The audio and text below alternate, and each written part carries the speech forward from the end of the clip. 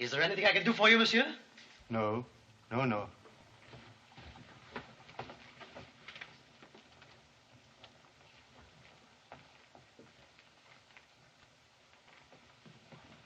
Yes, monsieur? Just looking around.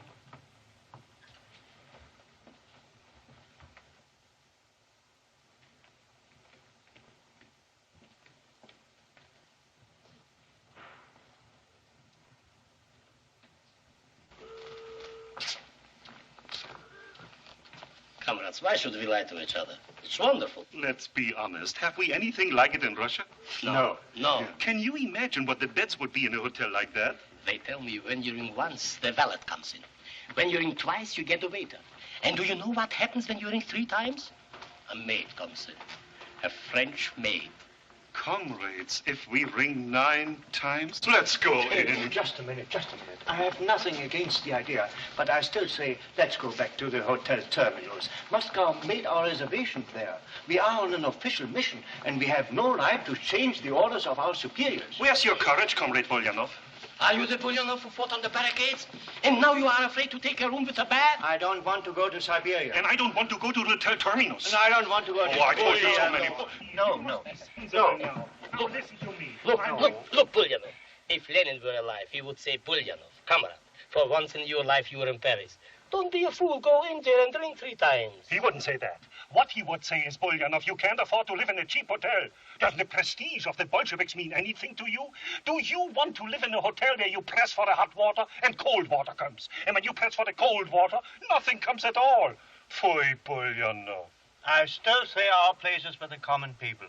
But who am I to contradict Lenin? Let's go in. Are you the manager? Yes, monsieur. Pardon me for introducing Comrade Ironov, member of the Russian Board of Trade. Monsieur. This is Comrade Topalsky. Monsieur. And I'm Comrade Polyanov. Monsieur. May I ask you how much your rooms are? Well, gentlemen, I'm afraid our rates are rather high. Why should you be afraid? Well, I might be able to accommodate you. Is there some more luggage? Oh, yes. But have you a safe big enough to hold this? I'm afraid we have no boxes of that size in the vault, but there's a suite with a private safe. That's even better. But, gentlemen, I'm afraid... He's always afraid. I just wanted to explain. The apartment may suit your convenience, but I doubt whether it'll fit your convictions. It's the royal suite. Royal suite? Oh. Just a minute. Comrades, I warn you. If it gets out in Moscow that we stay in the royal suite, we'll get into terrible trouble. We just tell him we had to do it on account of the safe. That's a perfect excuse. There was no other safe big enough. That's right. That's right. Yes, But of course, we could take out the pieces and distribute them in 3 or 4 boxes in the vault and take a small room. That's an idea, isn't it? Yes, that's an idea. But who said we have to have an idea? That's right. That's very good. Very good. Give us a royal suite. Step this way, please.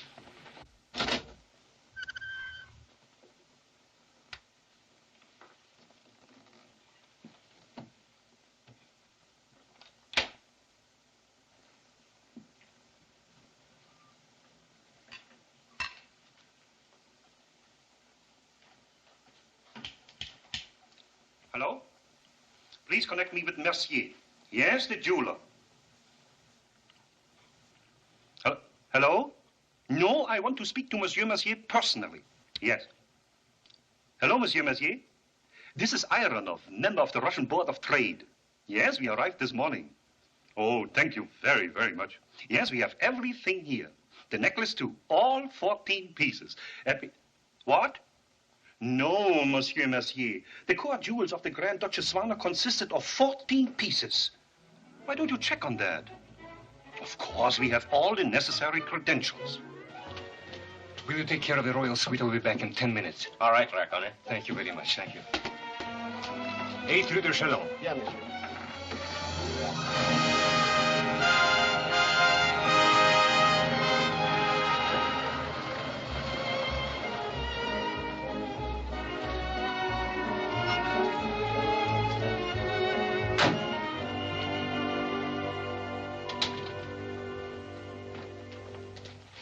Leon. Morning, Swan, darling. Oh, it's really a wretched morning. Wretched. I can't get myself right. I wanted to look mellow and I look brittle. My face doesn't compose well. It's all highlights. How can I dim myself down, Leon? Suggest something. Oh, I'm so bored with this face. Wish I had someone else's face. Whose face would you have if you had your choice? Oh, well, I guess one gets the face one deserves. There's one marvelous advantage to your conversation, Swanner. However many questions you ask, you never expect an answer. Don't you find that restful? Mm-hmm. Good morning, darling. Morning. Why didn't you come last night? Darling, I was looking after your interests. Oh, did you win? We can forget horse racing, roulette, everything.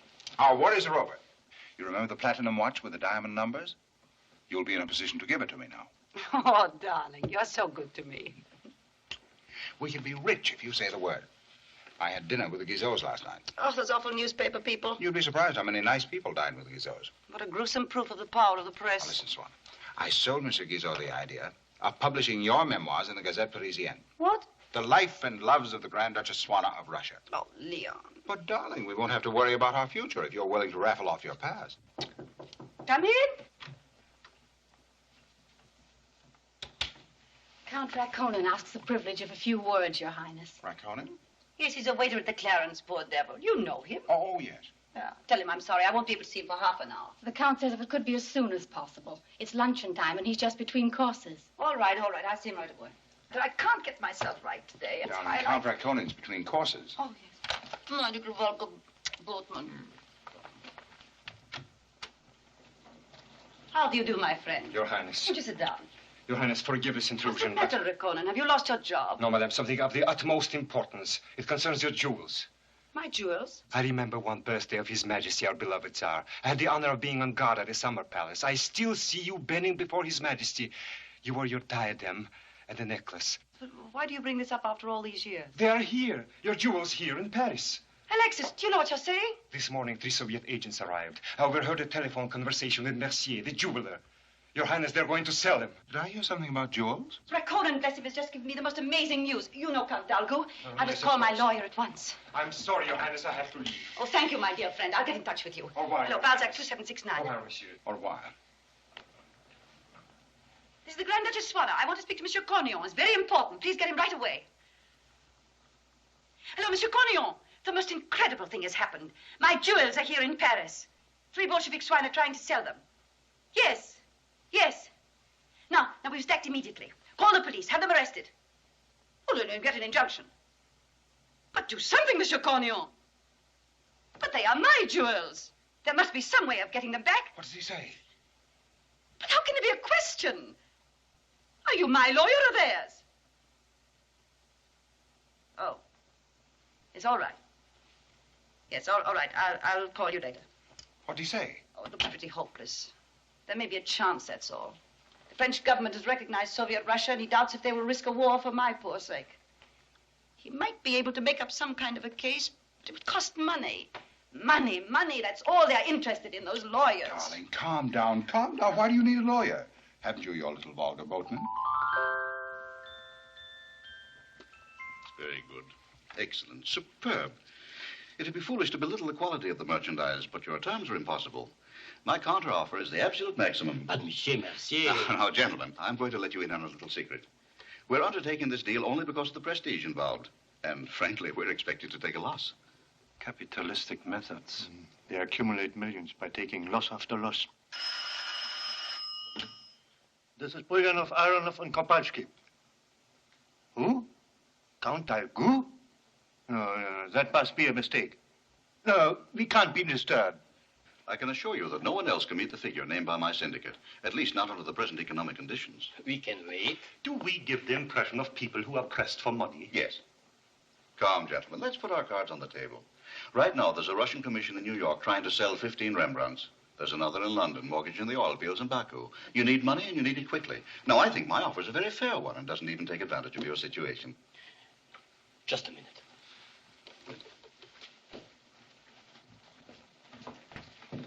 Now listen, we have just a minute.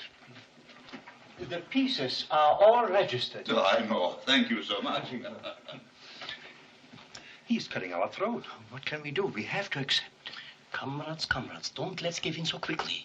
After all, we have to uphold the prestige of Russia. All right, let's uphold it for another 10 minutes. Yes.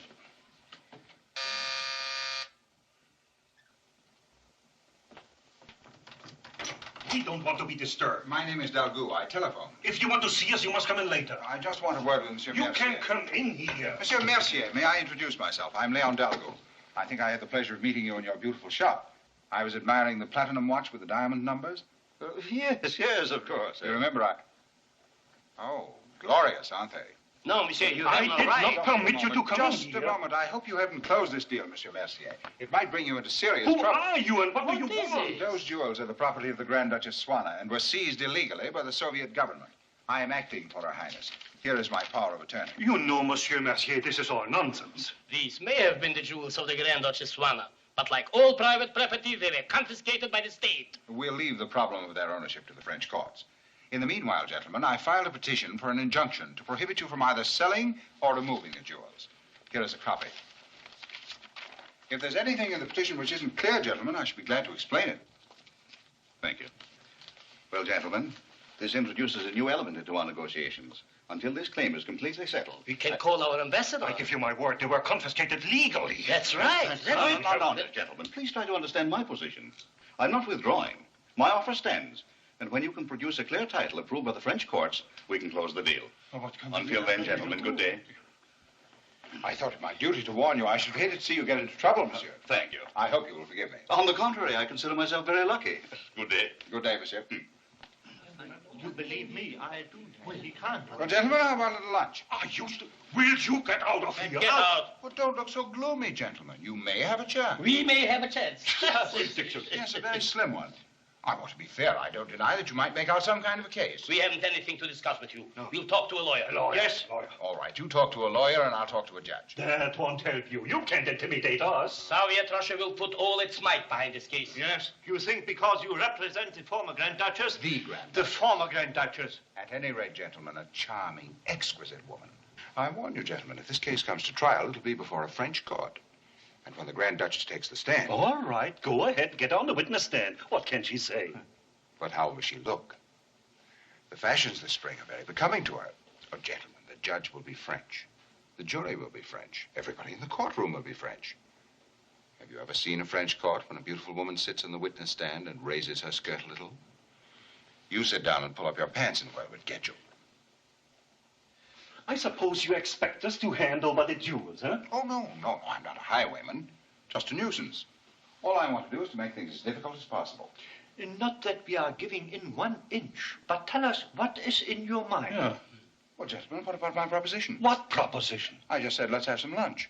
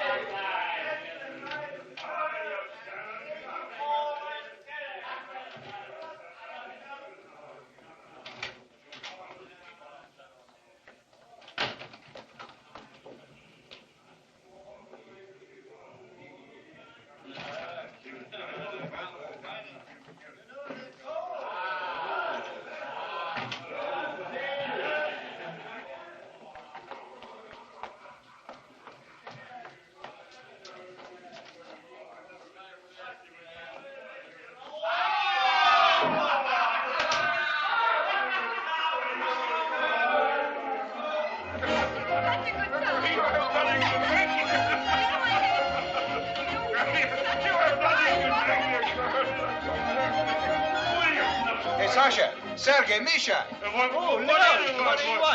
What can we do for you? It's about that telegram to Moscow. Why should you bother about it? I've written it for you. Oh, Leonechka, why are you so good to us? Why are you so good? That's very nice, boy. Now, wait a minute, boys, wait a minute. What was the name of that commissar on the Board of Trade? Razinin. Commissar Razinin, Board of Trade, Moscow. You wouldn't like Razini. No, he's a bad man. He sends people to Siberia. We don't like Razinin. No, we don't like. We like Leon. Don't we like Leon? Ninotchka, little Leon. Wait a minute. Now, wait a minute. How's this? Commissar Rezinin, Board of Trade, Moscow. Unexpected situation here. Grand Duchess Swana in Paris claims jewels and has already brought injunction against sale or removal. After long and serious study, we suggest, in the interest of our beloved country, a 50-50 settlement is best solution. Ironov, Bulyanov, and Kopalsky. If we say that, Leon will be sent to Siberia. And if we have to go to Siberia... I'll send you a muff. Leon, why are you so good to us? Ninotchka, little. Comrade waiter! Waiter, dear waiter. Why are you so good to us? Why are you so good? It's enough.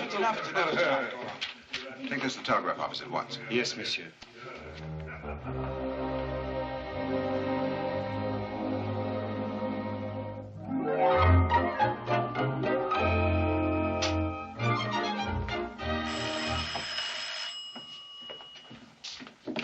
Hello. Yes, Leon? What is it, Leon? Oh, you can't hurry such things. You must give Moscow a little time. There's nothing we can do about it. Why don't you drop in later? Yes. Au revoir. Misha! What's the matter? A telegram from Moscow. It must have been here all day. Halt negotiations immediately. Envoy extraordinary arrives Thursday, 5:20 p.m. with full power. Your authority cancelled here with Rezinin. It is Thursday. It's 5 o'clock already. I always said it would be Siberia. Give me the desk, please. This is the royal suite, Ironov speaking. Listen, a special envoy is coming from Moscow today. He'll occupy the royal suite. Move our things to the smallest room you've got. Yes, right away, instantly. Pass me.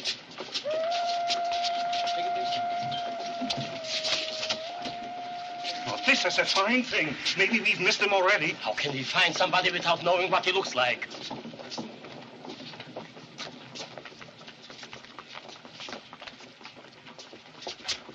That must be the one. Yes, he looks like a comrade. Yes.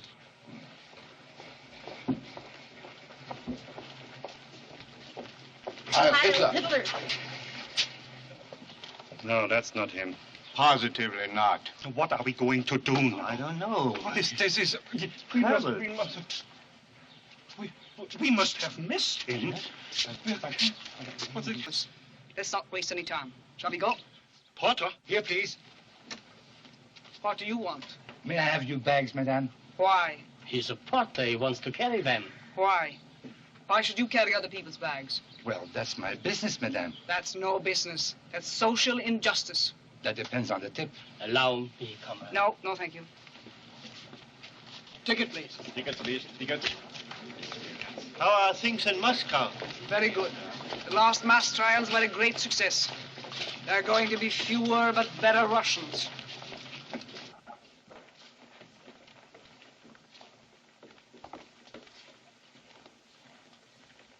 What's that? It's a hat, comrade. A woman's hat. How can such a civilization survive which permits their women to put things like that on their heads? Won't be long now, comrades. This is the apartment we have reserved for you, Comrade Yakushova. I hope you like it. Which part of the room is mine? You see, comrade, it's a little different here. They don't rent rooms in pieces. We had to take the whole suite.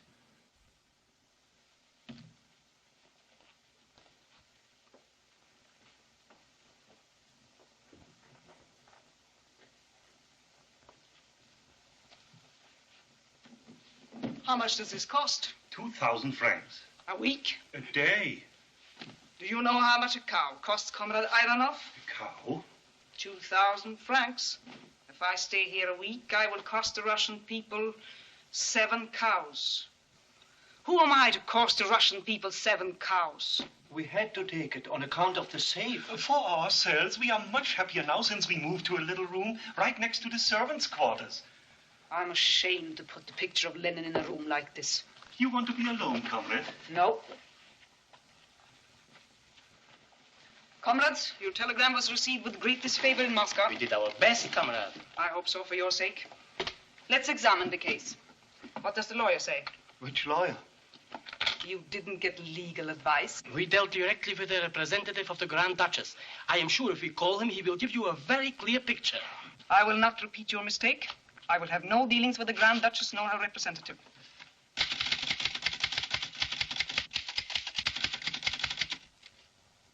Comrade Bulyanov. Yes, comrade. Do you spell Bulyanov with 1 or 2 F's? With 2 F's, if you please.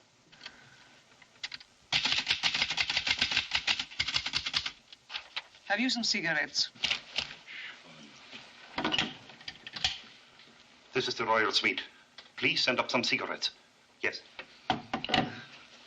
You just telephone and you get what you want. That's the capitalistic system. Comrades, I'm not in a position to pass final judgment, but at best you've been careless in your duty to the state. You were entrusted with more than a mere sale of jewelry. Why are we peddling our precious possessions to the world at this time? Our next year's crop is in danger and you know it. Unless we can get foreign currency to buy tractors, there'll not be enough bread for our people and you, comrades. We did it with the best intentions. We can't feed the Russian people on your intentions. 50% to a so-called Grand Duchess. Half of every loaf of bread to our enemy. Comrade Kobalski. Yes, comrade. Go at once to our embassy and get me the address of the best lawyer in Paris. Yes, comrade. And you, Comrade Ironov, go to the public library and get me the section of the Civil Code on property. Is there anything I can do, comrade? Yes. You might get me an accurate map of Paris. I want to use my spare time to inspect public utilities and to make a study of all outstanding technical achievements in the city. Yes, comrade. Come in. Hello, cigarettes, hello.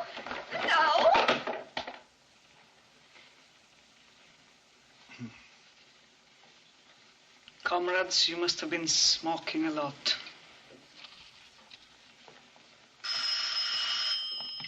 Desk? Yes, Monsieur Kopolsky. You're expecting Count Dalgou, But he's not to go to the Royal Suite under any circumstances.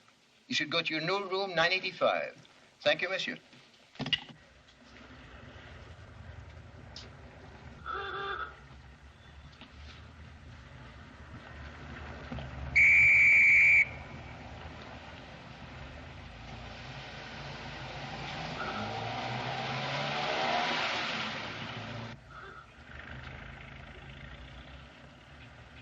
You, please. Me? Could you give me some information? Well, gladly. How long must we wait here? Well, until the policeman blows his whistle again. At what intervals does he whistle? What? How many minutes between the first and second whistle? You know, that's very funny. I never thought of that before. You've never been caught in a similar situation? Yes, I have. Now that I come to think about it, it's staggering. Good heavens, if I add it all up, I must have spent years waiting for signals. Imagine, an important part of my life wasted between whistles. In other words, you don't know? No. Thank you. Well, you're welcome.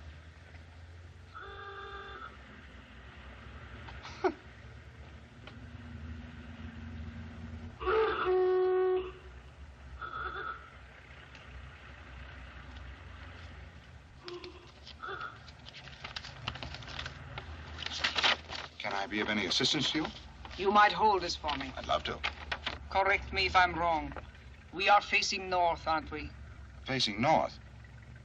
Well, now, I'd hate to commit myself without my compass. Pardon me, are you an explorer? No, I'm looking for the Eiffel Tower. Good heavens, is that thing lost again? Oh, are you interested in a view? I'm interested in the Eiffel Tower from a technical standpoint. Technical? No, I'm afraid I couldn't be of much help from that angle. You see, a Parisian only goes to the tower in moments of despair to jump off. How long does it take a man to land? Now, isn't that too bad? The last time I jumped, I forgot to time it. I'll try. For my own information, would you call your approach toward me typical of the local morale? Mademoiselle, it is that approach which has made Paris what it is. You're very sure of yourself, aren't you? Well, nothing's happened recently to shake my self-confidence. I have heard of the arrogant male in capitalistic society. It is having a superior earning power that makes you that way. A Russian? I love Russians. Comrade, I've been fascinated by your 5-year plan for the last 15 years. Your type will soon be extinct. Taxi!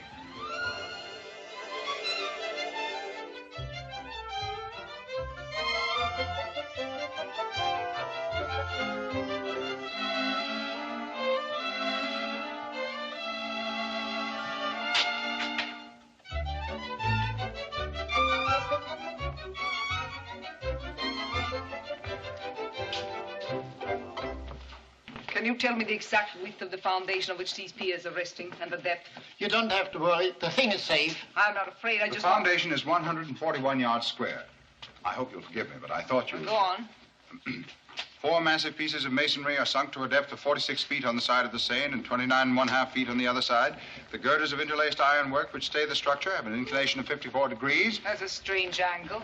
Yes, that's very strange. Ascending to the first platform is a staircase consisting of 829 steps. And an additional 254 steps to the very top. There's an elevator included in the price of admission. It'll take you hours to walk up there. The elevator will get you up in 3 minutes.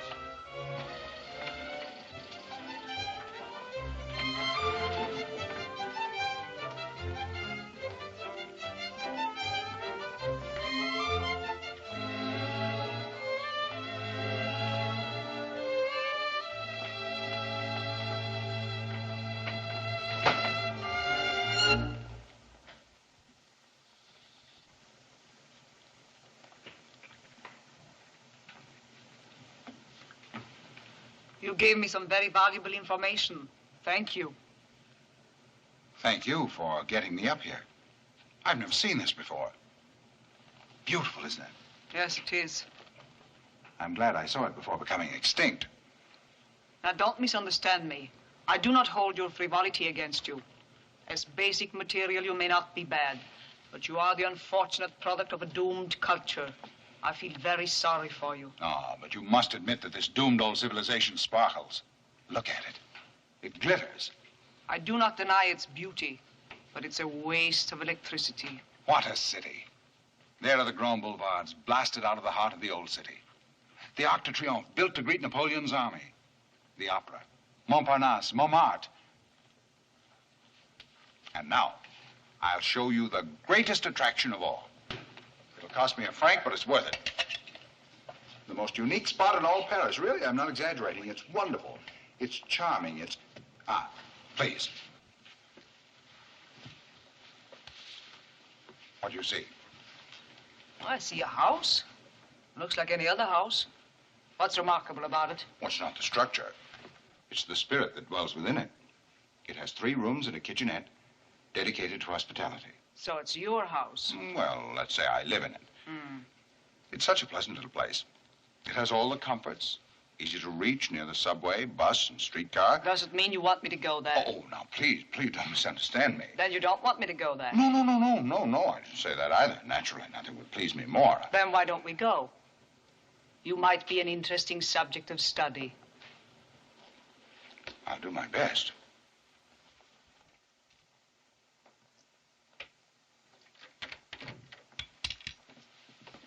Good evening, Gaston. Good evening, monsieur. Is this what you call the butler? Yes. Good evening, comrade. This man is very old. You shouldn't make him work. He takes good care of that. He looks sad. Do you whip him? No, but the mere thought makes my mouth water. The day will come when you'll be free. Go to bed, little father. We want to be alone. Please. Come, Dalgo. There have been several telephone calls. Go to bed, little father.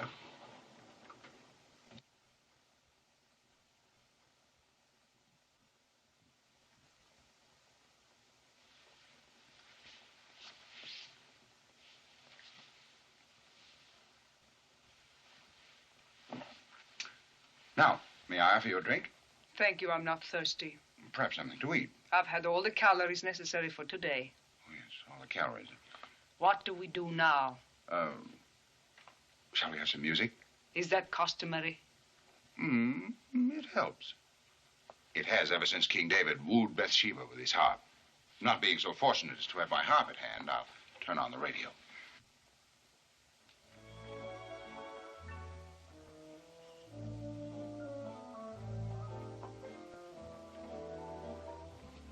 If there's anything you'd like to study, please go ahead. I have nothing to conceal. This is my desk, these are my books, and here am I. Where shall we begin? I will start with you. Excellent. Now, let's see. I'm 35 years old, just over 6 feet tall, and weigh 182 pounds stripped. What is your profession? My profession? Keeping my body fit, keeping my mind alert, and keeping the landlord appeased. That's a full-time job. And what do you do for mankind? For mankind? Yes, not so much for mankind. But for womankind, my record isn't quite so bleak. You are something we do not have in Russia. Thank you. That's why I believe in the future of my country. Yeah.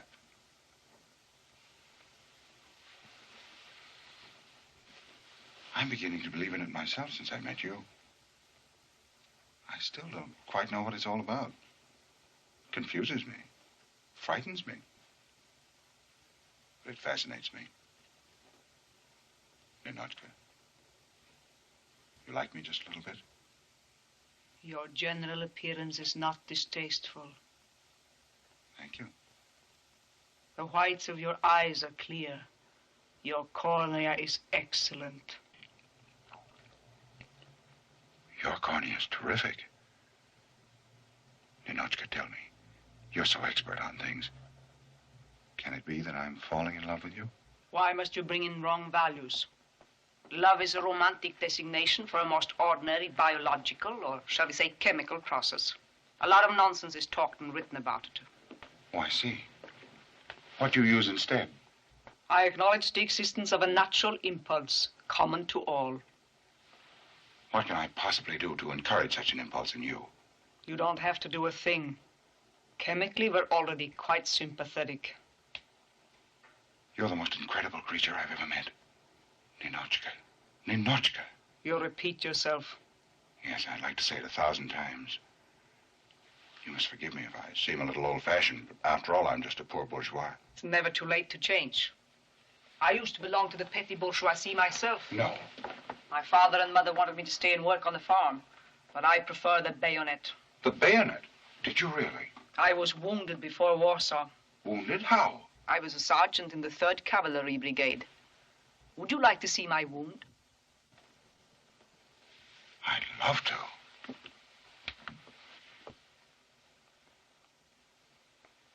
A Polish lancer. I was 16. Poor Ninotchka, poor Ninotchka. Don't pity me. Pity the Polish lancer. After all, I'm still alive. What kind of a girl are you, anyway? Just what you see. A tiny cog in the great wheel of evolution. You're the most adorable cog I've ever seen. Ninotchka, let me confess something. Never did I dream I could feel like this toward a sergeant. Did you hear that? It's 12 o'clock. It's midnight. Look at the clock. One hand has met the other hand. They kiss. Isn't that wonderful? That's the way a clock works. What's wonderful about it? Ninotchka, it's midnight. One half of Paris is making love to the other half. You merely feel you must put yourself in a romantic mood to add to your exhilaration. I can't possibly think of any better reason. That's false sentimentality. Oh, you analyze everything out of existence. You'd analyze me out of existence, but I won't let you. Love isn't so simple, Ninotchka. Ninotchka, why do doves bill and coo? Why do snails, the coldest of all creatures, circle interminably around each other? Why do moths fly hundreds of miles to find their mates? Why do flowers slowly open their petals? Oh, Ninotchka, surely you feel some slight symptom of the divine passion. A general warmth in the palms of your hands. A strange heaviness in your limbs. A burning of the lips that isn't thirst, but something 1,000 times more tantalizing, more exalting than thirst. You're very talkative.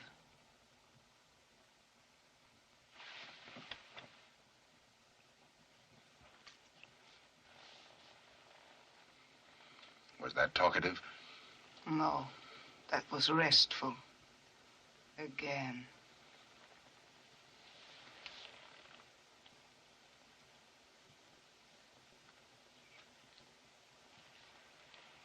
Thank you. Oh, my barbaric Ninotchka. My impossible, unromantic, statistical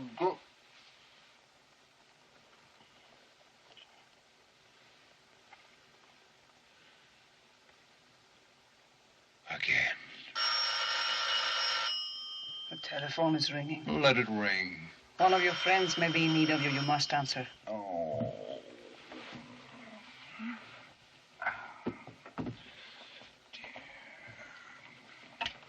Hello.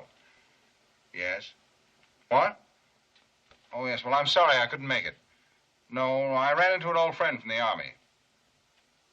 What? The whole deal's off. Are you crazy, Bulyonov? Oh, a special envoy arrived. Hmm? I'll be glad to see her whenever she wants to. She doesn't want to see me. Oh, what do you know about that? Why? Uh-huh. Well, I'll get in touch with her myself. What's her name? Huh? Yaku. Good heavens, these Russian names. How do you spell it? Y. Y-A... Yakushova. Thanks.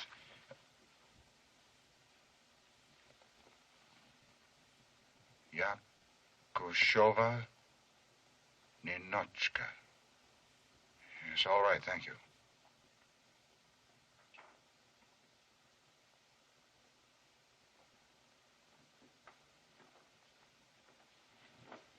Ninotchka. I must go. Or shall I say special envoy Yakushova? Let's forget we ever met. No. I have a much better suggestion. Let's forget the telephone ever rang. I never heard that you're Yakushova. You're Ninotchka. My Ninotchka. I was sent here by my country to fight you. All right, fight me. Fight me as much as you want. Only fight me tomorrow morning. There's nothing sweeter than sharing a secret with an enemy.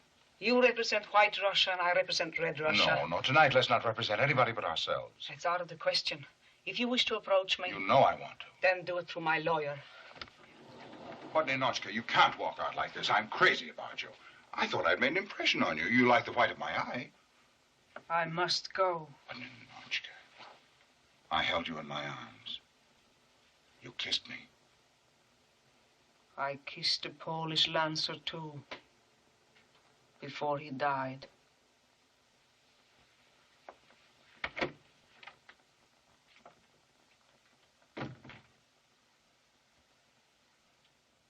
Yes, Marianne, darling. No, you didn't waken me. I'm not only up, I'm on my way out. Yes, I want to catch Leon before he rushes out and loses himself in my business affairs. Oh, everything was going perfectly until 3 days ago when some horrid female envoy arrived from Moscow. Now we don't know where we are. Yes, well, I'll telephone you tonight, darling. Goodbye, dear. I seem to remember some additional injunctive provision dealing with the property of foreigners residing in France. You are referring to paragraph 59B, section 25F of the Civil Code. Page 824. And do not fail to read 3 footnotes. While you're studying it, I will eat.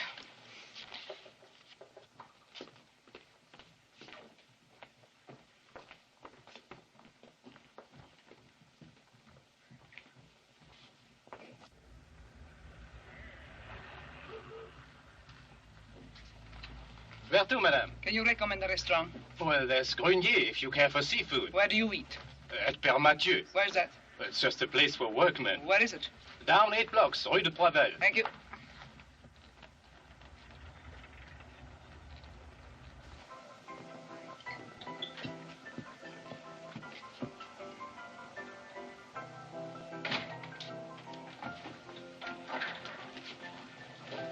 Are you alone, madame? A nice little corner table. Or perhaps by the window would be better. This way, madame.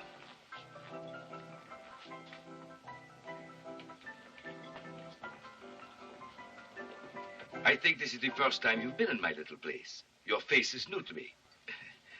Now, what shall it be? Raw beets and carrots. Madame, this is a restaurant, not a meadow. Now, here's what we are offering today.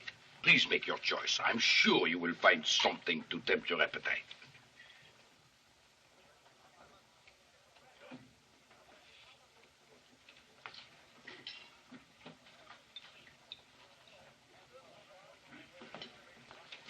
Well, for goodness sake, hello. Well, it certainly is a small world, isn't it? Well, madame, shall we start with soup? Fish soup today. I get up at 5 to fish them from the Seine. Crawfish soup for me. Very well, monsieur.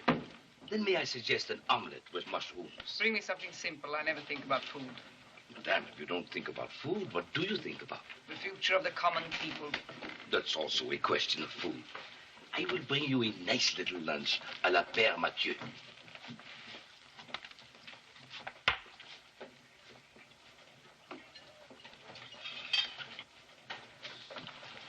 May I say something? You insulted him, do you know that? You hurt his feelings. It was just like telling a musician that you don't like music. Well, that good old man believes in food just as you believe in Karl Marx. You can't go around hurting people like that, Comrade Yakashova.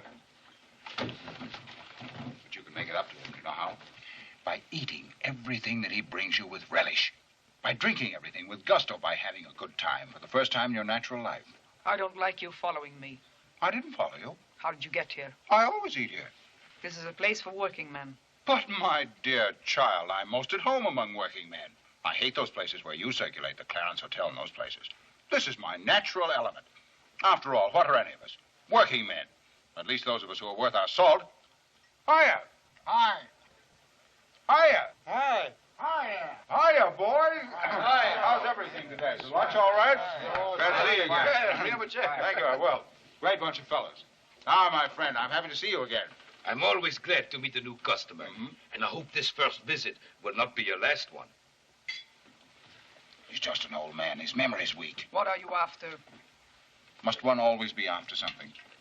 Your tactics are useless. I'm not Bulyanov, Ironov, or Kopalsky. Oh, Ninotchka, why must we talk business?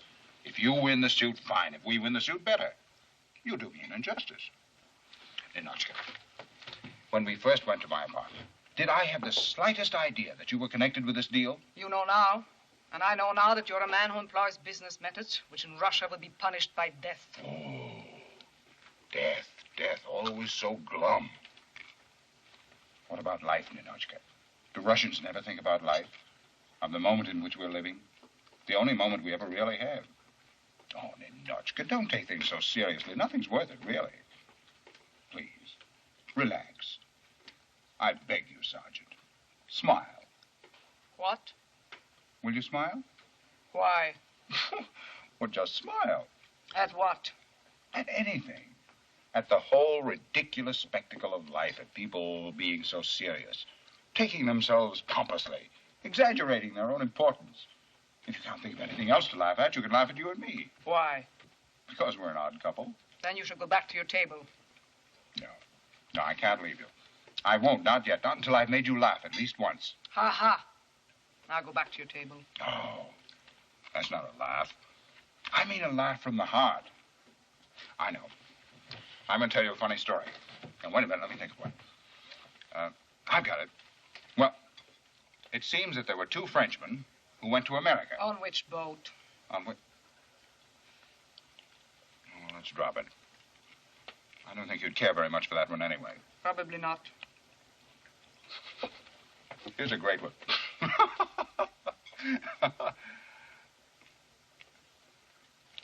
Maybe it's not so good. Let's forget it. You like Scotch stories? Never heard one. Well, here. Two Scotchmen met on the street. And I don't know the name of the street. It doesn't matter anyway. One's name was McGillicuddy. The other one's name was McIntosh. McGillicuddy said to McIntosh, "Hello, Mr. McGillicuddy." McIntosh said to McGillicuddy, "Hello, Mr. McGillicuddy." Then McGillicuddy said to McIntosh, "How's Mrs. McIntosh?" And McIntosh said to McGillicuddy, "How's Mrs. McGillicuddy?" I wished they'd never met. So do I. Well, how's this one? Two men are looking at the moon. One of them says to the other, "Is it true that a lot of people live on the moon?" The other one says, "Sure, it's true, about 500 million. Then the first one says, "Whew, they must be pretty crowded when it's half moon."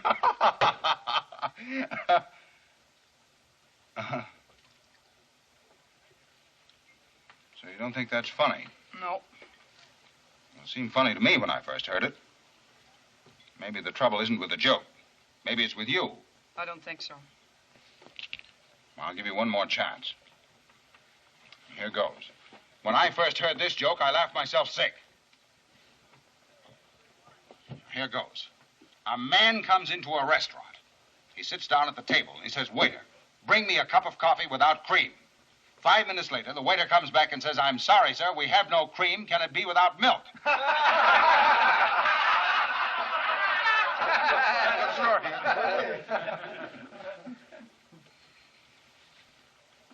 Not funny, huh? No. Well, it is funny. Everybody else thought it was funny. Maybe you didn't get the point. I'll tell it to you again. A man comes into a restaurant. Did you get that? Yes. All right. He sits down at the table and he says to the waiter, did you get that? Yes. All right. It isn't funny so far, but wait a minute. He says to the waiter, waiter, bring me a cup of coffee. And 5 minutes later, the waiter comes back and says, I'm sorry, sir, we're all out of coffee. Oh, no, you've got me all mixed up now. Just down the table and says, waiter, bring me a cup of coffee. And 5 minutes later, that's it. He says, waiter, bring me a cup of coffee without cream. And 5 minutes later, the waiter comes back and says, I'm sorry, sir, we have no cream. Can it be a...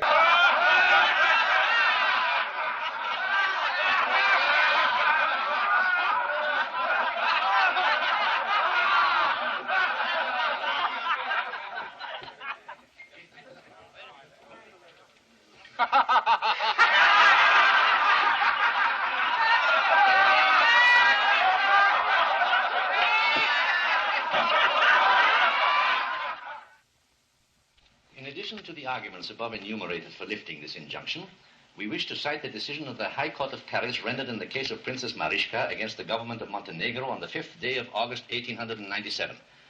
Comparing the facts in that case with our present set of facts, we feel that the treaty between the Republic of France and the USSR should...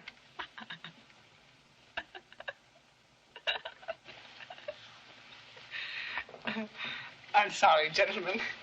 The other day I heard such a funny story. Still makes me laugh. It's very funny. Oh, yes, about this injunction. The hearing is set for the 20th of this month. That's 2 weeks from Thursday. We did our utmost to have it set ahead. I know, gentlemen. It's in the hands of the court. We're helpless, aren't we? Yes, it is unfortunate. There's nothing we can do. Why get excited? We'll leave these papers with you for your further consideration. Au revoir, madame. Au revoir. Au revoir. Au revoir. Well, that means another 2 weeks in Paris. Too bad we have to waste all that time. I acted on your suggestion and got in touch with the power and light authorities. Whenever you want to visit their plants, they are open to you. Oh, yes. Power and light, yes, thank you. There's something else which I know will appeal to you. A visit to the Paris sewers. They tell me it's extremely instructive. Huh? Why don't you get a haircut, Bulyanov? You all look so wintry, comrades. And why do we always keep the windows closed?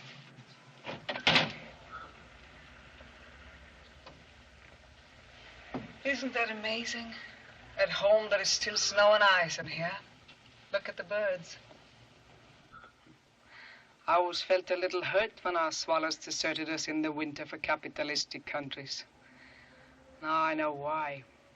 We have the high ideal, but they have the climate. Well, comrades, I don't think I need you anymore. If there's anything we can do for you... No, not a thing. Would you like to go out? Yeah. Have you any money?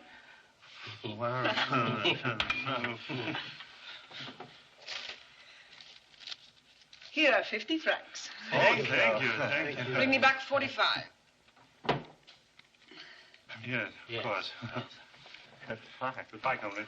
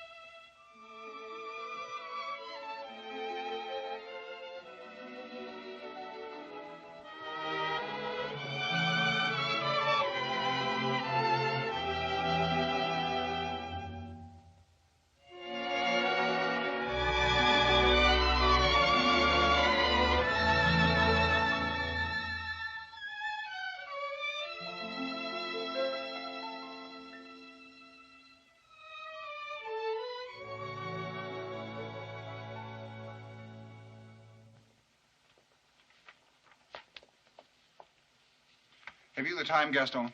It's 8:42, sir. I guess it must be 8:42. You seem to be a bit nervous, sir. I am, Gaston. If you'll forgive me, sir, ever since you met that Bolshevik lady, I've noticed a distinct change in you, sir. Have you, Gaston? Decidedly. Yesterday, I was greatly amazed when I came from the market and found you had made your bed, sir. Yes, and I felt better for it all day long. I felt as if I'd contributed something. May I add, sir, it was with great amazement that I found a copy of Karl Marx's Capital on your night table, sir. That is a socialistic volume which I refuse to so much as dust, sir. I view with alarm the influence of you of this Bolshevik lady. But I don't follow you, Gaston. Isn't it about time that you realize the unfairness of your position? You're being my servant. Wouldn't you like to stand on an equal footing with me? No, sir. Oh, good heavens, isn't there any revolt in you? Sometimes when I order you around, don't you feel like kicking me in the pants? No, sir. Ah, you're a reactionary. You can't tell me that you don't look forward to the day when you can come in here, stand square on your 2 feet, and say, hey, you Dalgo, from now on it's share and share alike. Emphatically not, sir. The prospect terrifies me. Don't misunderstand me, sir. I don't resent your not paying me for the past 2 months.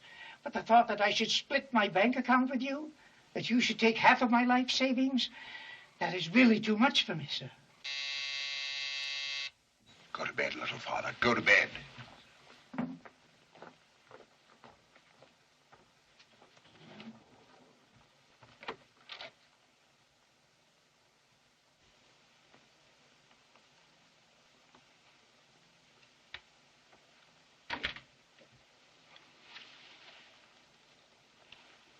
I don't look too foolish.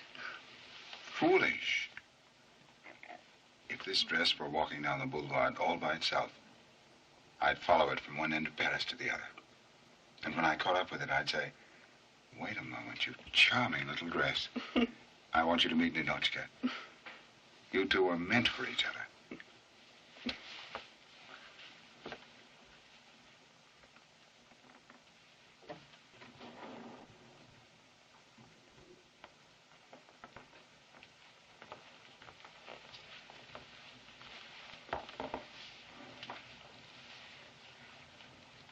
Remember this room? I've never been here before. I wonder whom you're thinking of. Oh, I know, the girl with the map. Always figuring out each step and worrying about north and south. Today, now this might shock you. I walked up to a taxi. I said 88 Rue du Bois, and here I am. You see? Life can be so simple. For 12 francs 75. $12.75 from the Clarence? Son of a gun made a detour. But he got you here.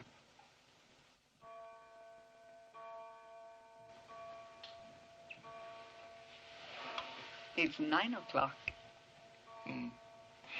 That's when one half of Paris says to the other half, what are your plans for this evening, madame? First, I would like to take off my hat. Then, could we have some music? A wonderful idea. Radio or records? Not radio. Let's have music that's just for ourselves. I'll play it very softly, because I have things to tell you about which I can't shout.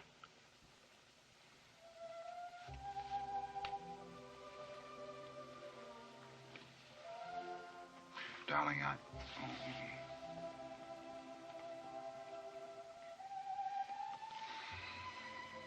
You see, I couldn't shout that. Oh, Leon.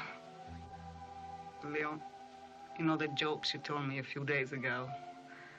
I wake up in the middle of the night and laugh at them. You know that's wrong. They aren't funny. They're silly. They're stupid. But still I laugh at them. And when I look at Bulyanov and Ironov and Kopalsky, I know they're scoundrels and I should hate them. Then I realize who made them like that. And instead of sending my report to Moscow, I go down and buy a ridiculous hat. And if this keeps on, am I too talkative? No, go on. Leon, I want to tell you something which I thought I would never say, which I thought nobody ever should say, because I didn't think it exists. And Leon, I can't say it.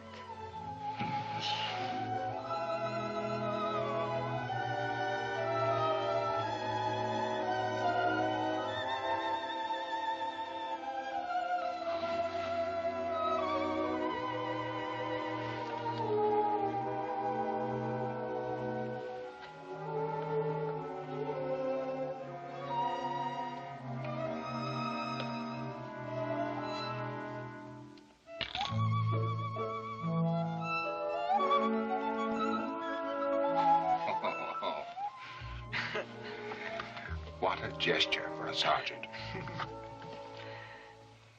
Leon, may I ask you something? Anything. If you don't want to answer, you needn't. But if you do, you must tell the truth. I promise. Did you make any change in this room? I don't think so. When I was here before, I noticed a photograph of a woman on the desk in a wide silver frame. I thought, what a waste of silver. That's all I was interested in then. Now I would like to know what happened to the woman.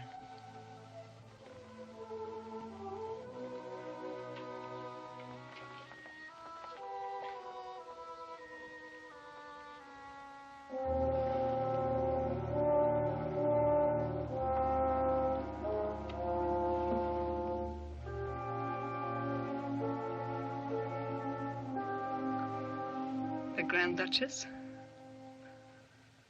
She's very attractive. She has great elegance. She's what you call a woman of the world, isn't she? Ninotchka, I love you. I suppose she's very entertaining. Must be lots of fun to be with a woman like that, so witty and... Ninotchka, you're jealous. Mm-hmm. Leon, don't ever ask me for a picture of myself. I couldn't bear the thought of being shut up in a drawer. I couldn't breathe. I couldn't stand it. Oh, my darling.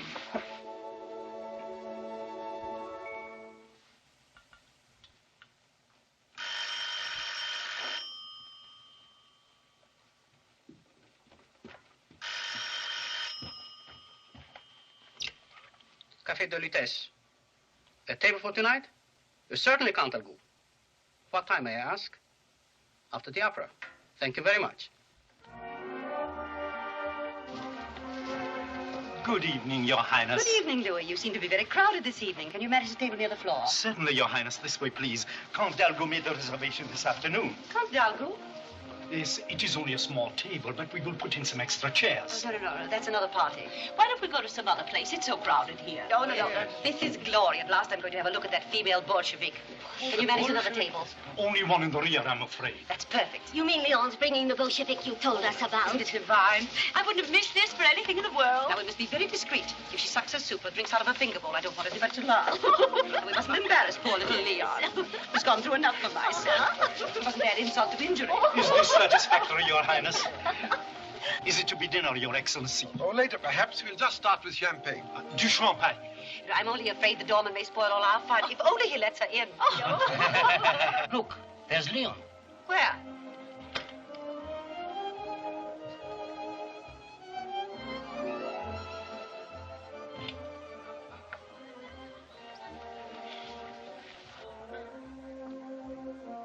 Good evening, Count Algou. Good evening. If you please. General, shall we dance? Is it dry? Yes, monsieur. Is that right, or do you prefer it sweet? Oh, I wouldn't know.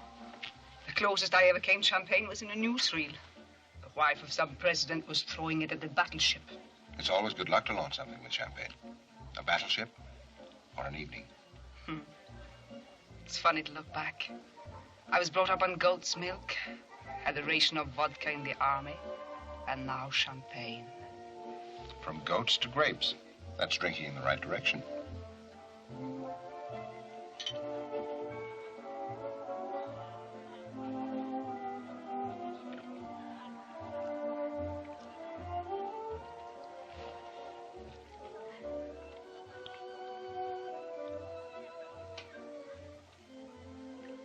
It's good. Mm-hmm.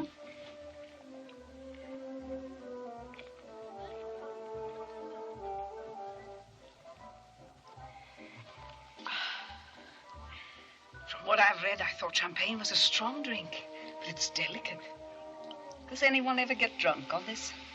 Well, there have been cases. But the headache the next morning's worthwhile if you drink it with the right toast. To us, Ninotchka.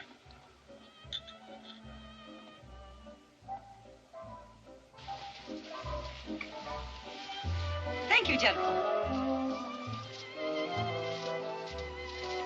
Hello, How are you, my dear? Hello, Swanner.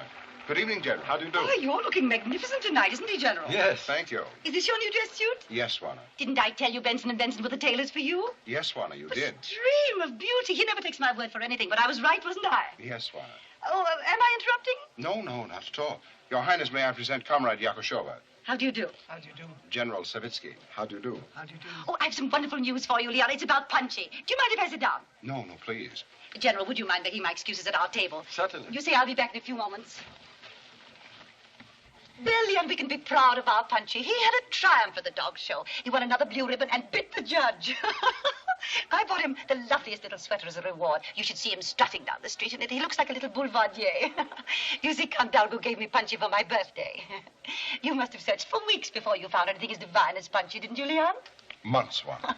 Oh, poor Madame Yakushova. Here we are talking in mysteries. I'm sure you wonder what it's all about. Not at all. I understand perfectly. Count Dalgou gave you a dog. You made it very clear, madame. Oh, dear me.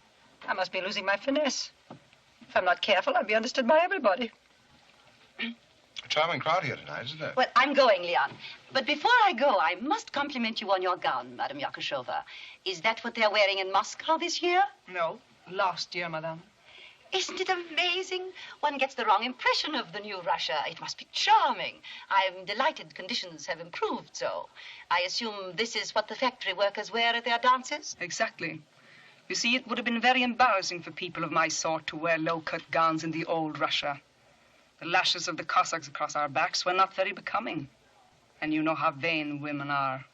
Yes, you're quite right about the Cossacks. We made a great mistake when we let them use their whips. They had such reliable guns. Will you do me a favor? Let's not talk about the good old days. Yes, it's a very wise suggestion, Leon. I'm afraid Madame and I will never agree. The only thing we have in common is our lawsuit, and that will be settled next week. I understand everything will be over by Thursday. Am I right? Yes, you're right, madame. It'll all be over by Thursday. It's too bad you have so few more days here in Paris. Now, Leon, be sure and redouble your efforts so that Madame can take some pleasant memories when she returns to Moscow. Good night. Good night, Leon. Good night, Swanner. Now I think I need a glass of champagne.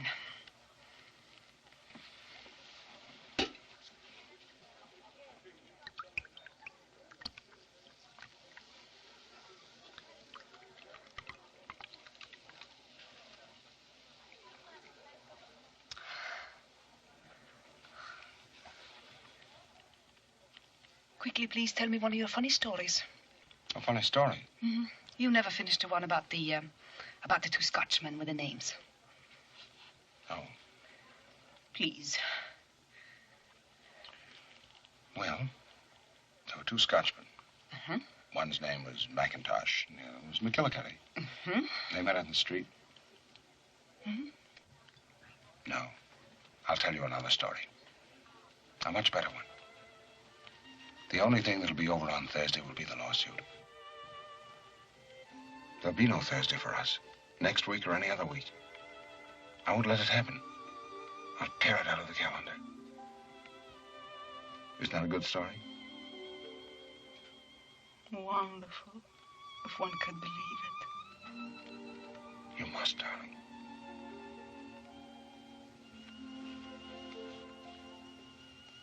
The loveliest story I ever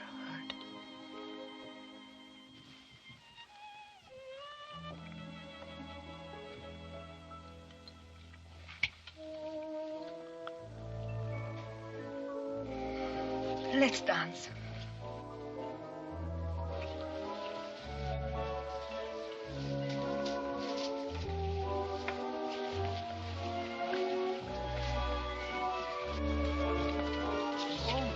Leon, something is the matter. You just made that trip from goats to grapes a little too quickly. Everything is so wonderful. It's getting farther and farther away. What, darling? Thursday. Yes, don't worry. Everything's going to be all right. Comrades, comrades. Darling, please. I want to talk to my brother. Don't shush me, please. I am the people. I want to hold a speech. I want to overthrow the Grand Duchess. Ninotchka, you can't do that. Oh, comrades, the good people of France. No, Ninotchka. Oh, but they're all Grand Duchesses here. I wonder there are thousands of Grand Duchesses, and I want to tell them. Yes, dear, you're quite right. Yes, But first of all, you're going through that door, you're going to lie down and take some spirits of ammonia. Oh, no speech? No speech. Oh, I love you, my little Ninotchka. And I adore you, Ninotchka. Go ahead now. No speech? No, for heaven's sake, no speech.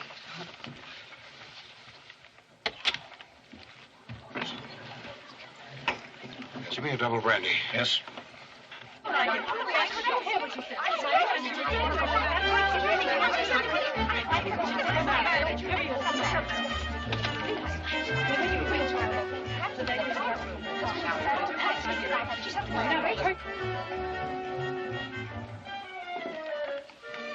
I'm very sorry, Count Algu. It is most embarrassing. But the lady you brought with you tonight is spreading communistic propaganda in the powder room. What? Give me another double brandy. That kind of propaganda is bad anywhere, but inciting the attendants of a powder room to go on strike. Well, if she succeeds, the consequences will be disastrous. Oh, what can I do about it? She has been asked to leave the powder room, but without success. We would appreciate it very much if you would see to it yourself. You want me to go in there? I'm sorry, sir, but I must insist.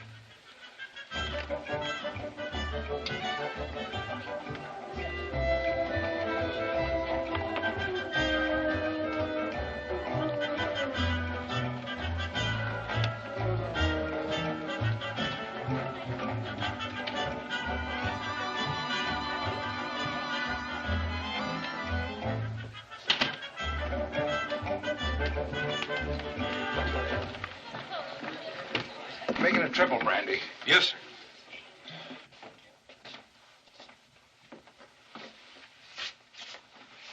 All right, tell the Grand Duchess.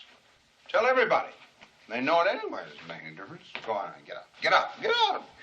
Don't tell them where we're going. No, darling. Nobody will find us. Are we going to build our little house? Yes, a little white house. No, not white. All right, we'll make it red. No, let's not have any color. No color. Just a house. Let's form our own party. Right. Lovers of the world unite.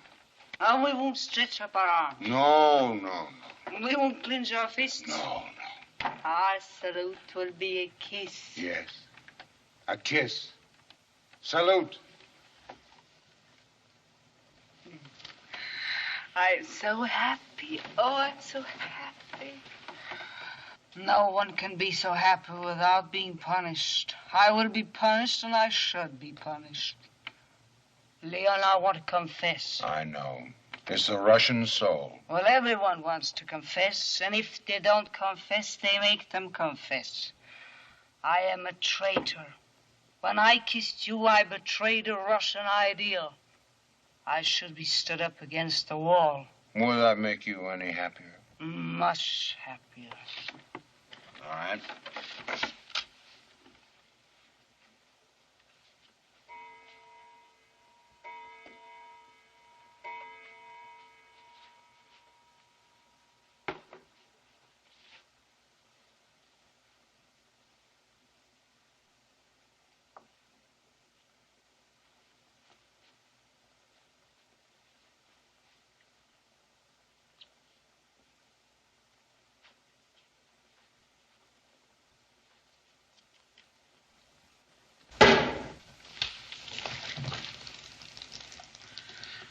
I've paid the penalty.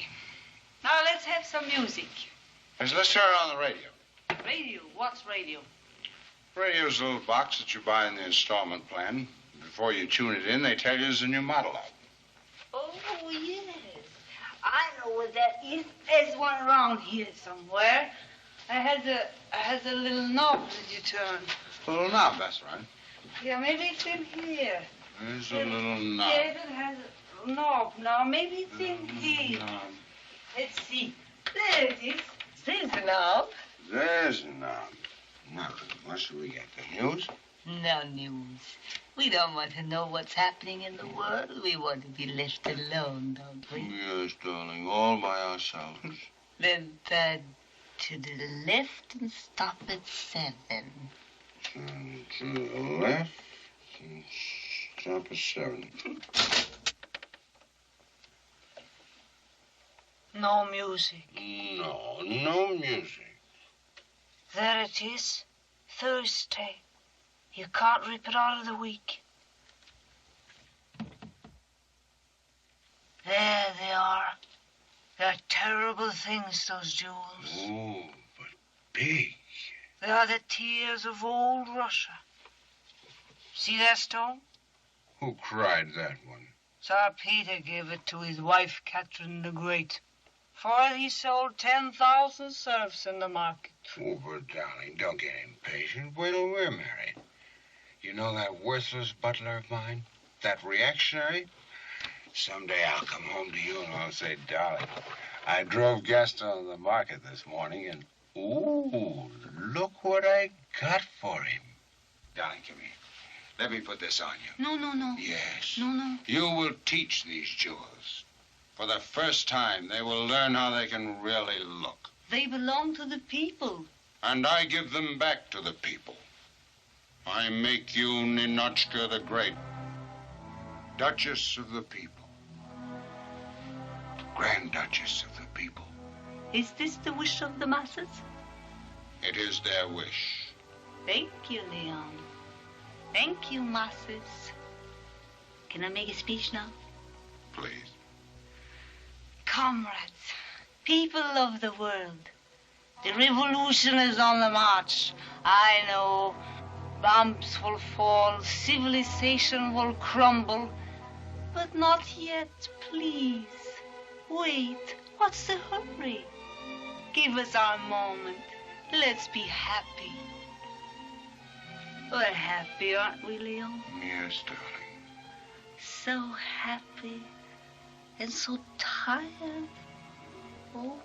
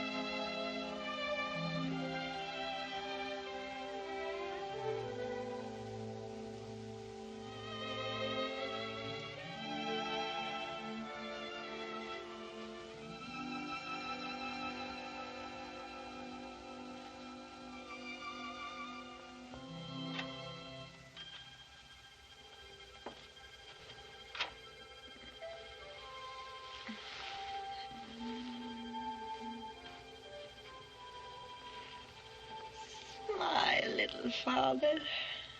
Smile.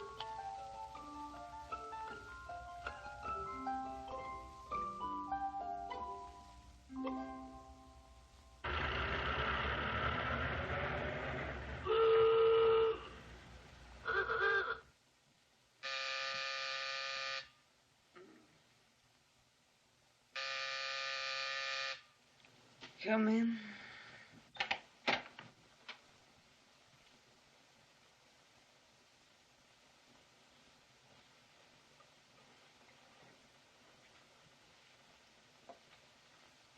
Good morning. It's tomorrow morning.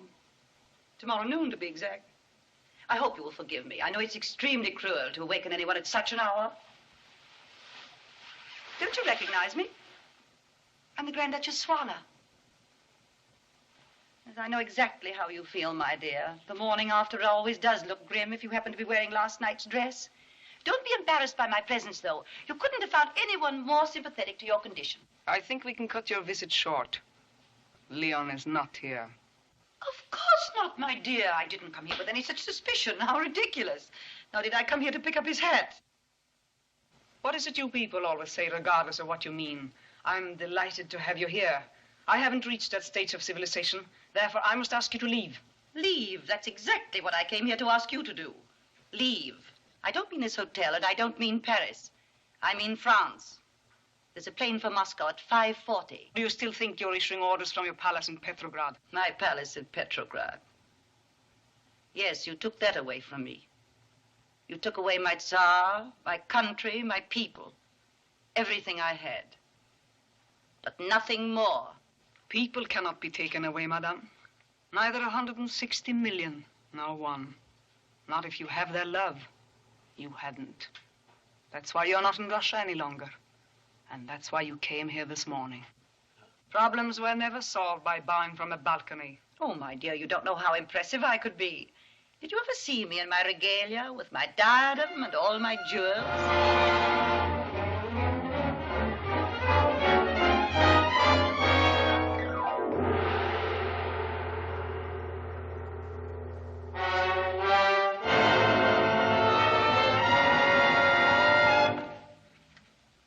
Elysee 2763.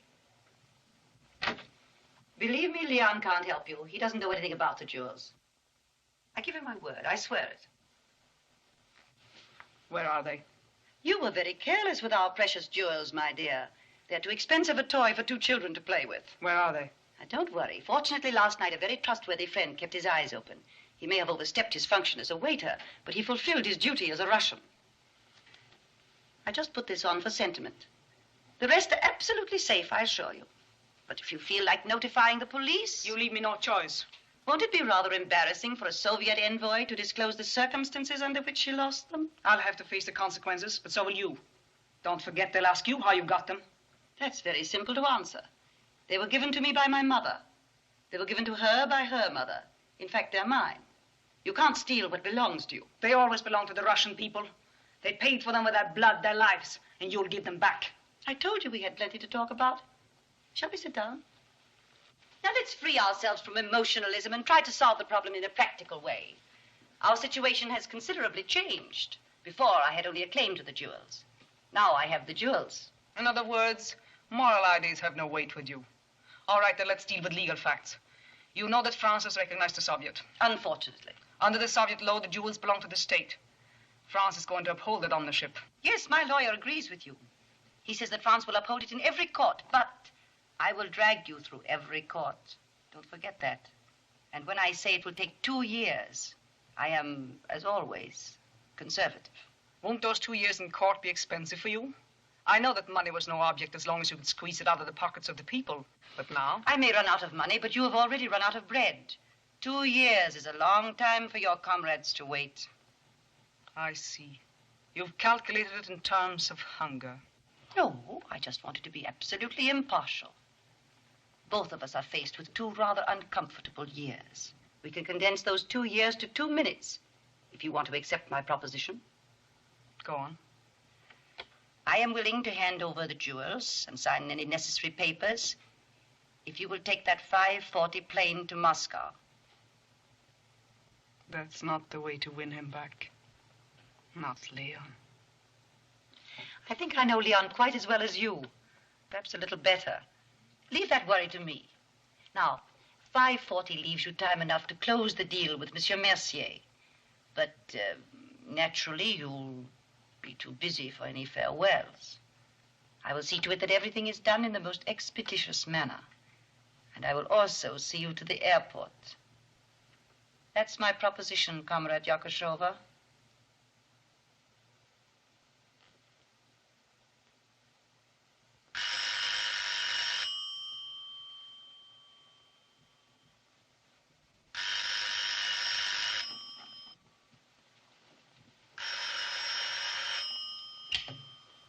Yes? Oh, hello.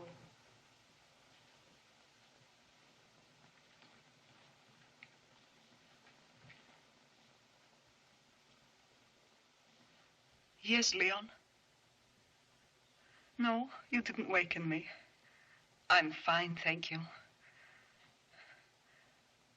Yes, oh yes, it was wonderful. For luncheon? I'm afraid I can't. I have lots of things to attend to today, Leon. I'm going to be very busy. Well, to tell you the truth, I'm a little tired and I would like to rest. Maybe you're right. Perhaps it is the champagne. For dinner? Of course. 7 o'clock here. 7 o'clock will be all right. Come in. Yes. Just a moment. You can leave it here. Yes, madame.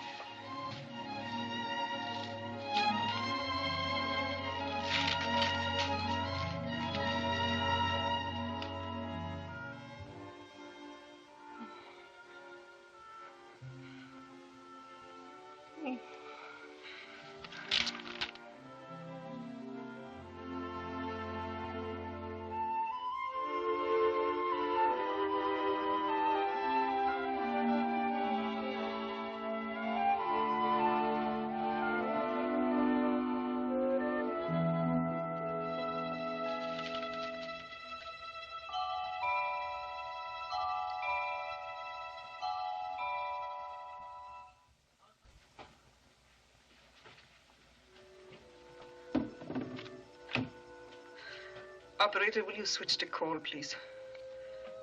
Darling, your present just arrived. It's very silly and very wonderful. What? I won't forget. 7 o'clock. Goodbye, darling. What? Oh. Salute.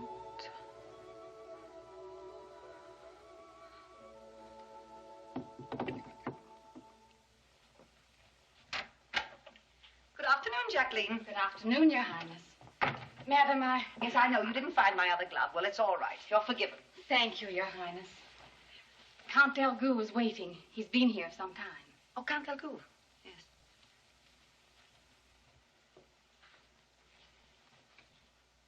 Oh, Leon, darling, how nice. Have you ordered tea or cocktail? No, thanks, Swanna. Did I act stupidly last night? Should I apologize? No, I'm the one who should apologize. I should have talked to you before. Is this by any chance going to be a confession? Yes. Oh, no, my little vulgar boatman. Have you forgotten our first commandment? Never complain, never explain. Now, it's worked so often and so perfectly in the past. Let's not break the rule. And please don't look so guilty, otherwise... Swanna, just this once. I must ask you to listen to me. All right. I'm listening. I know you hate the obvious, but do you mind if, for the moment, I'm not the least subtle? Brutal frankness, if you insist. There are 100 ways of approaching it. But I feel it can best be said in one simple phrase. I'm in love, Swanna.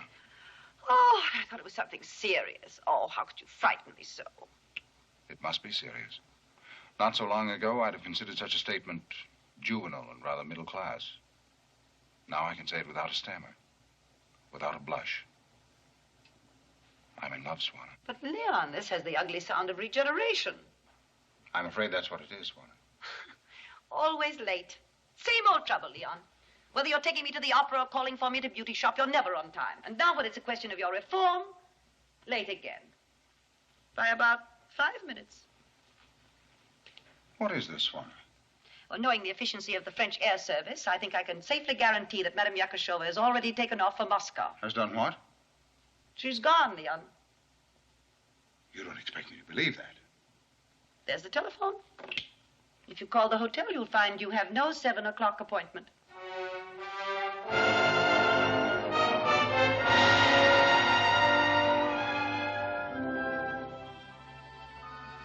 Imagine, for once in our lives, we were in Paris, and we never went to the Eiffel Tower. That's right. They tell me it has a wonderful restaurant on the 2nd floor. Yes, it is an amazing piece of engineering. Still the most remarkable iron structure in the world. Leading to the top, there is a staircase of over 1,000 steps. But there is an elevator included in the price of admission.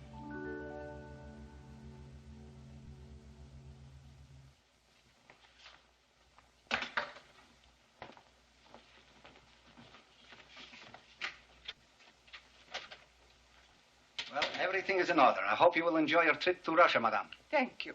Oh, by the way, I've heard so many rumors about laundry conditions in Russia. Is it advisable to take one's own towels? Certainly not, madame. That is only capitalistic propaganda. We change the towel every week. Oh, thank you. Hello? Comrade Katsabin? No, I am sorry.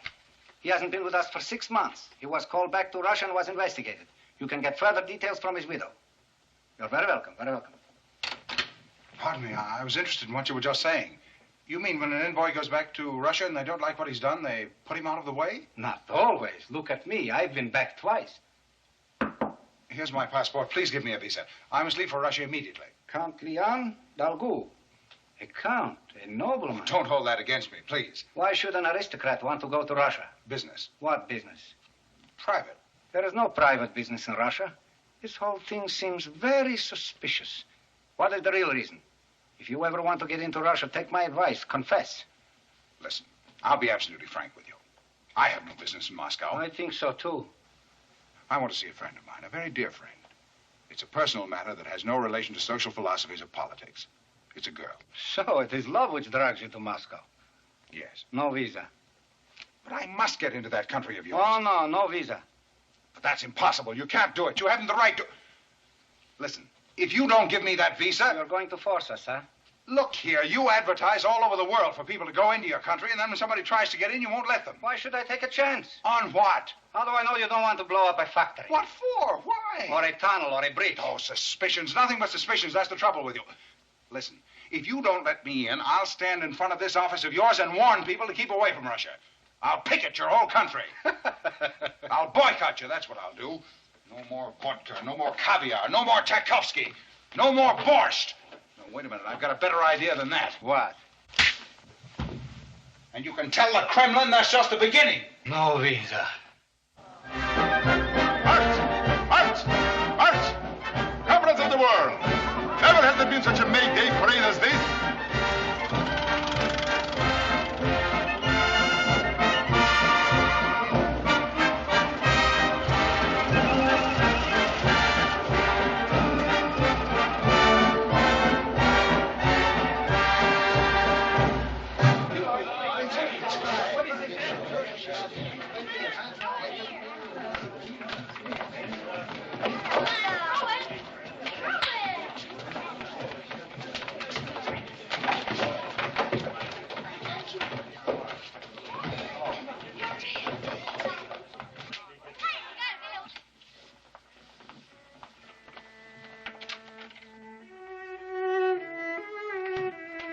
Good afternoon, Anna. Good afternoon, Ninotchka. Aren't you late? No, the opera starts an hour later tonight on account of the parade. Didn't you march today? They didn't let me. I'm in disgrace. Last week at the performance of Carmen, I played a sour note. The conductor got so excited, he yelled, "There is sabotage in the string section." Too bad, Anna. You missed an inspiring day. Yes, I know. Are you expecting someone? Few friends. Just a small dinner party. What are you serving? An omelette. An omelette? Aren't you living a little above your ration? I saved 2 eggs. And each of my friends is bringing his own. We'll manage. Just goes to prove the theory of our state. If you stand alone, it means a boiled egg. But if you're true to the collective spirit and stick together, you've got an omelet. That reminds me, have you heard the latest they're telling about the Kremlin? Well, 1 minute. I'll tell you later.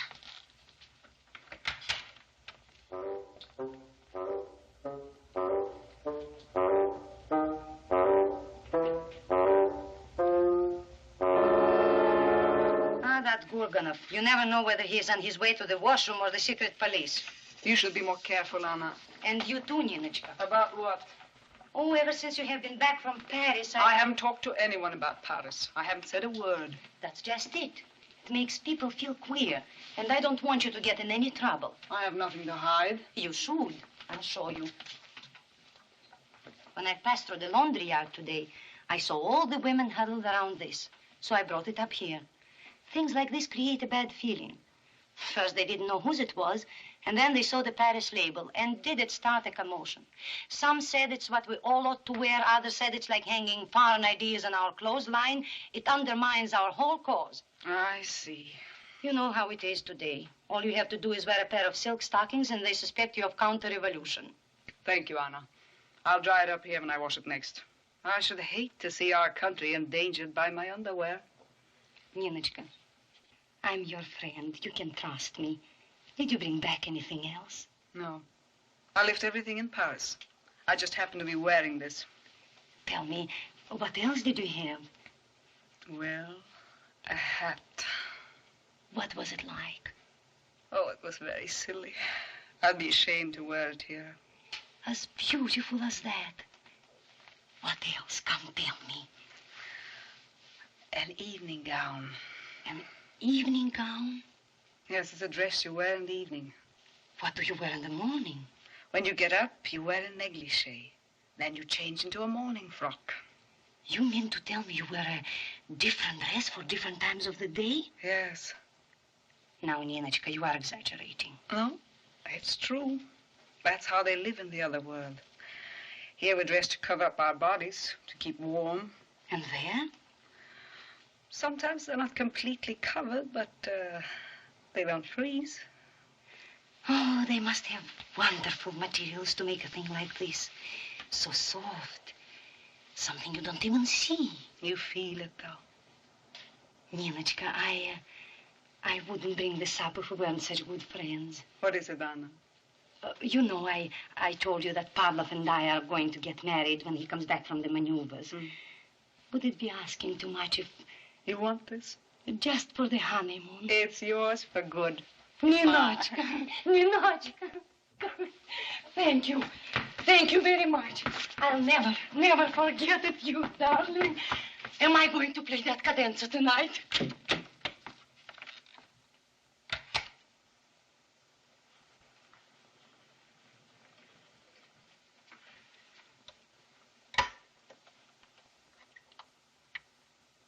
Individuals? Yes, as atoms in the cosmos of Soviet Russia. And 13 million peasants. 85% of the population into an automobile and the muzhik into a tractor. And then let the capitalist try to keep.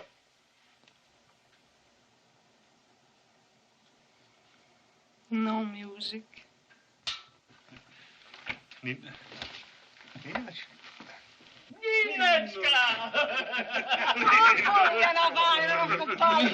How are you, you three scoundrels? Well, we are back home. You know what they say? There's nothing like home. Yes, and we might as well face it. No, you mustn't talk that way. You must adjust yourselves. Let's be brave. Brave, that's right. Let's be happy that we are all alive. Oh, that's something we owe to Ninotchka. If you hadn't given Commissar Razinin such a wonderful report about us, who knows what would have happened. I can tell you exactly. Comrades, let's forget everything except we're together. Yes, let's do that. It's a real Paris reunion. If you close your eyes and listen to our voices, we might be in Paris. Let's not close our eyes. There are many good things to see here, too. Look how nicely she's arranged the Yes, table. What a wonderful room you have here. How many families live here with you? Only myself and two other girls. One is a cello player in the opera and the other is a streetcar conductor. Just 3 people in a room this size? Ooh. Thank you. Look here. That's wonderful. Look at this. What good material. Naturally, it's not a royal suite. Comrades, once and for all, we are in Moscow. Yes, there's no doubt of that. Just look out of the window and there it is. And it's great. Think what it was a few years ago and what it is now. It's a tremendous achievement. You must be reasonable, comrade. She is right. Anyhow, let's talk ourselves into it. All right. It's great. It's marvelous. It's wonderful. Just see how happy the people look from here. Can you blame them? At least the May Day parade is over. That's another thing. It's spring. The same spring we had in Paris. Just as good. Even the swallows are back. Really?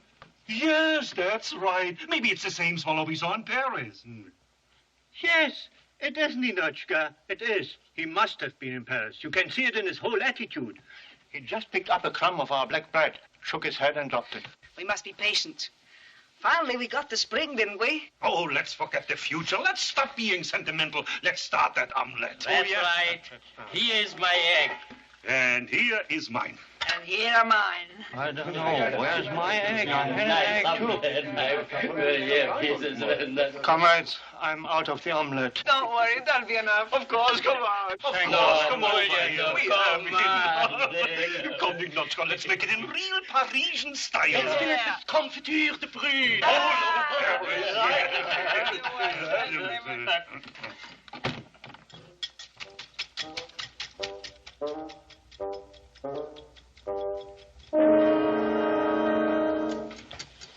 And like that. All he has to do is walk through a room and the omelette drops. Yes. Paris, I still adore you. Adore you. Paris, I'm longing for you. For you, Paris. Oh, no, I left my heart with you.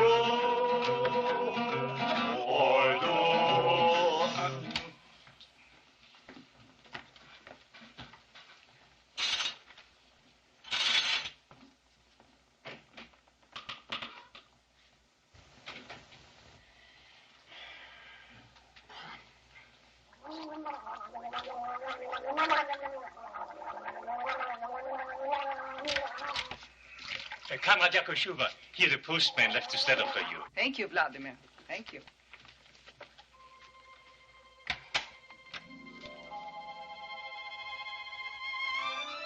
What is it, Ninotchka? Ninotchka, what is it? From Paris. From Paris? A deal? From Lyon. Lyon? How is it? Tell us.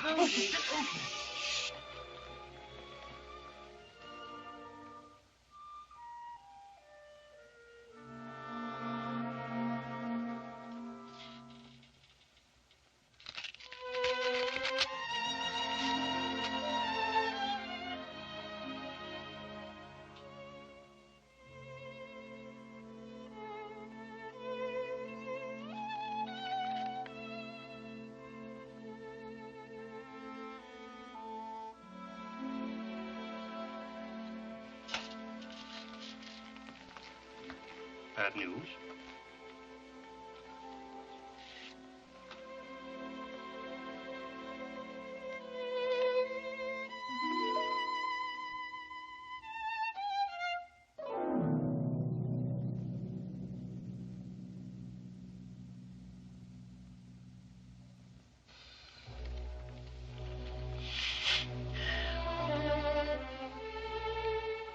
Well, I think it's getting late.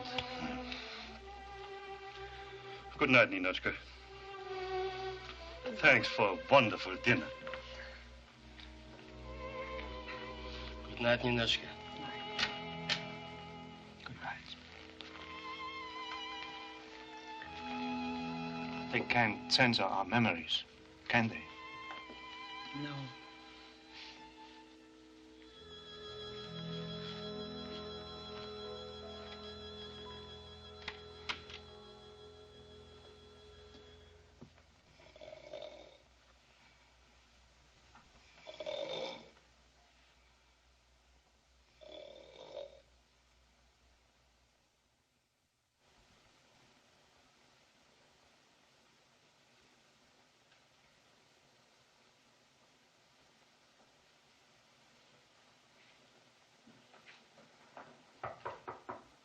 Come in.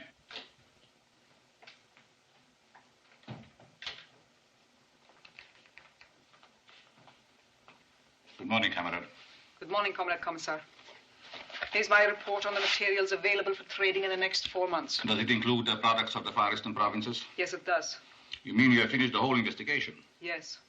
That's marvelous. You must have worked day and night. Don't you ever sleep? I need very little sleep. We must be extremely careful what goods we take in exchange. I have already started a survey on our most urgent needs. Well, Comrade, I'm afraid you have to turn over that work to someone else. May I ask why? Please sit down. Thank you. Now, Comrade, have you heard from your friends Kopalsky, Bulyanov, and Ironov? No. I haven't either, but I've heard about them. You must realize it was only on the strength of your Paris report that I sent them to Constantinople. Without that, I never would have trusted them on a mission as important as the fur deal. May I ask what has happened? If I told you what's going on in Constantinople right now, you wouldn't believe it. They are sitting there, those 3 for 6 weeks, and haven't sold a piece of fur. This anonymous report was sent me. They're dragging the good name of our country through every cafe and nightclub. Here. How can the Bolshevik cause gain respect among the Muslims if you 3 representatives, Bulyanov, Ironov, and Kopalsky, get so drunk that they throw a carpet out of their hotel window and complain to the management that it didn't fly? Unbelievable. It's an outrage. They shouldn't do such things.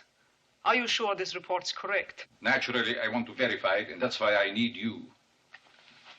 You want me to go to Constantinople? Yes, leaving immediately. I appreciate your confidence in me, but I must ask you to entrust someone else with this mission. I should hate to interrupt my present work. I'm positive my survey is more important than finding out whether 3 of our comrades have been drinking some extra glasses of champagne. That is for me to decide, Comrade Yakushova. I'm sorry. I don't want to overstep my position, but please don't send me. Please, comrade, let me stay here. Let me finish my work. I'm in the rhythm of it now. I don't want to go away. I don't want to be sent into that foreign atmosphere again. It throws you out of gear. Let me finish my work. I've concentrated everything in it. Please, don't make me go. Don't waste my time, comrade. Do your duty. Goodbye. I shall do my best.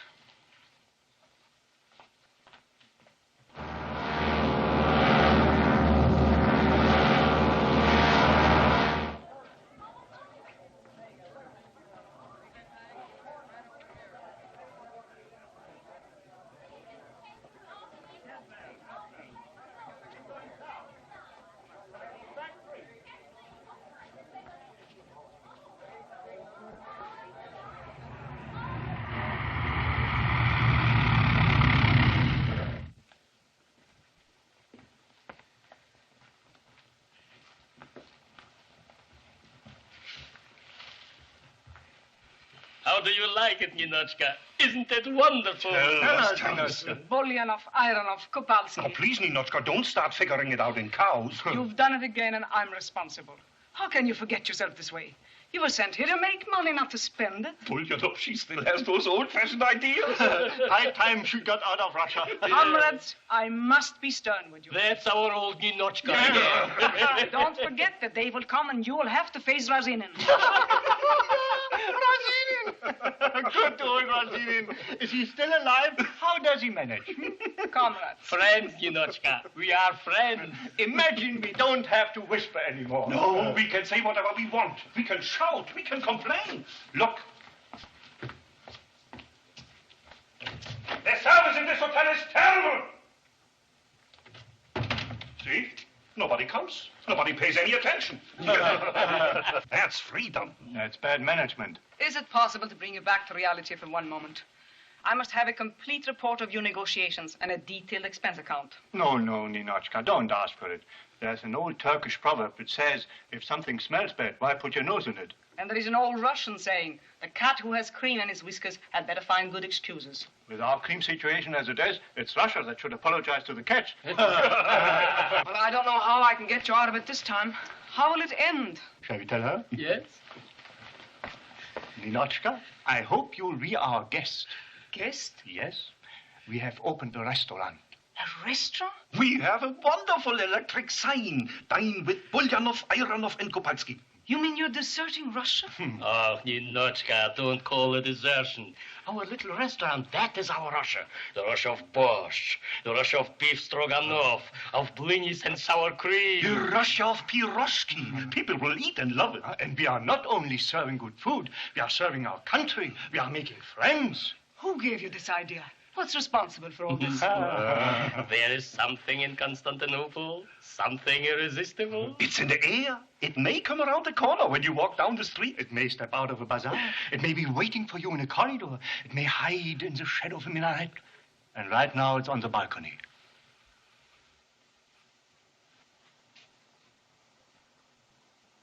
They wouldn't let me in, so I had to get you out.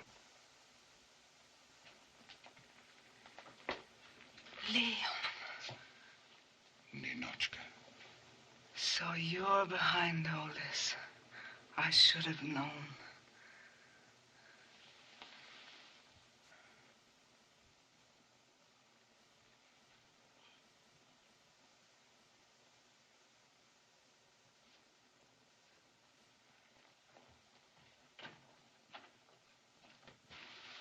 Trying to keep me away from you.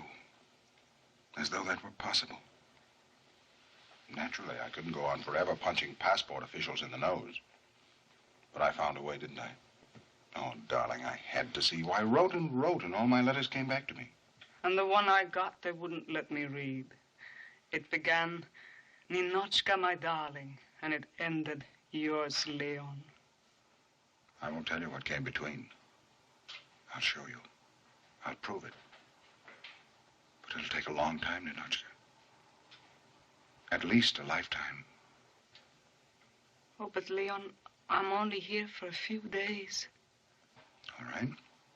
If you don't stay with me, then I'll have to continue my fight.